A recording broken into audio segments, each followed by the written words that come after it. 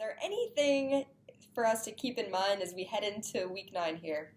Yeah, I think now is the time to start really planning and positioning yourself for the playoffs if you think you have a chance. And based on the leagues that I've been in, there's a lot of teams right on the cusp of making the playoffs and not. So I really think starting to think about those trades and not only playing for week 9, but playing for weeks 13, 14, 15, 16 as we get closer to the championship. And again, strategy changes a little bit if you're in a keeper league because you don't want to burn your future success just for some immediate chances at winning. But yeah, I think being smart and looking at those schedules. I did a video on Sunday about the strength of Tyrod Taylor this year, kind of flying under the radar. He's got a pretty soft playoff schedule. That's something we're looking at. I mentioned Tampa Bay. I think the Bears, look at what Jay Cutler did on Monday night against the Vikings. There seemed to be a little bit more click in there against the Vikings defense that had looked so good before their bye week. So look at Zach Miller. Look at Cameron Meredith. And then, of course, we know what Jordan Howard did. One of the most consistent players this year